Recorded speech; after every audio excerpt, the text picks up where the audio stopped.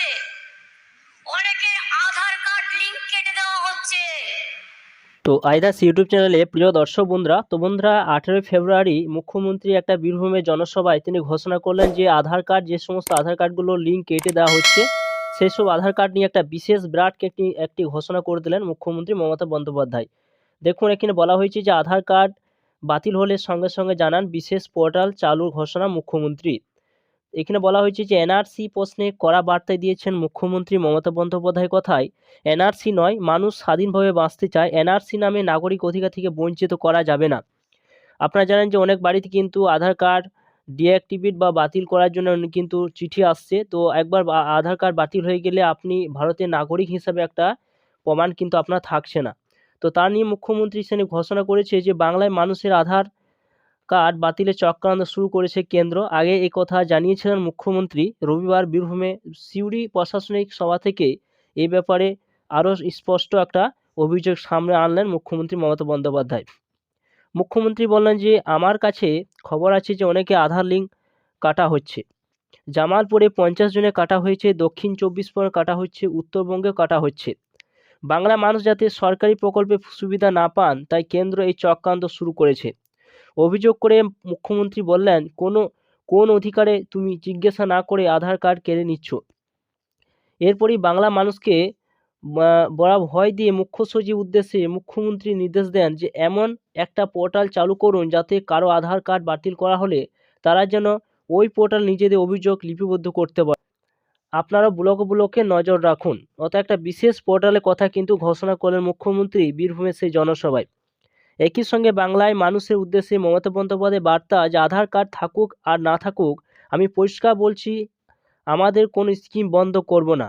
বাংলা মানুষকে বলছি, আপনারা ভয় পাবেন না, বাংলা মানুষের কোনো স্কিম আমি বন্ধ করতে দেব না। যাদের আধার কার্ড বাতিল করা হচ্ছে তারা যেন তৎক্ষণাৎ আমাদের জানায়।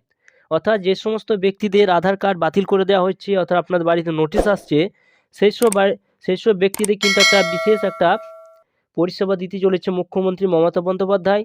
এবং একটা সাহস জুগিয়েছে যে যে সমস্ত ব্যক্তিদের আধার কার্ড বাতিল হয়ে যাওয়ার একটা চিঠি আসছে তারা সরাসরি যাতে ব্লকে বা বিভিন্ন জায়গায় আপনারা যাতে জানাবেন, এবং আপনাদের জন্য বিশেষ একটা পোর্টাল কিন্তু চালু করছে।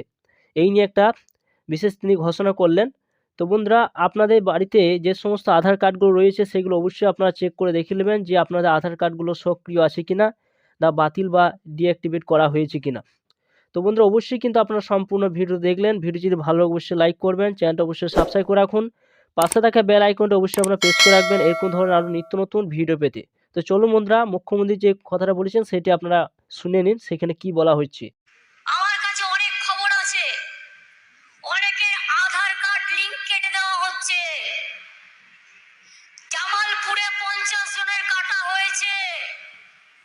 জামালপুরটা বর্তমানে, বীরভূমেও কাটা হচ্ছে, উত্তর 24 পরগনাও কাটা হচ্ছে, দক্ষিণ 24 পরগনাও কাটা হচ্ছে, নর্থ বেঙ্গলেও কাটা হচ্ছে।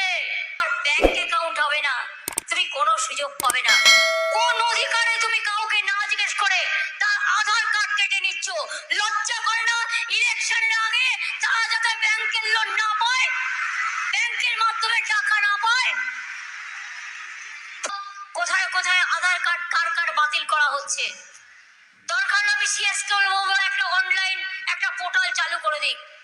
যাদের যাদের আধার কার্ড বাতিল করে দেওয়া হচ্ছে তারা ইমিডিয়েট আমাদের জানাবে।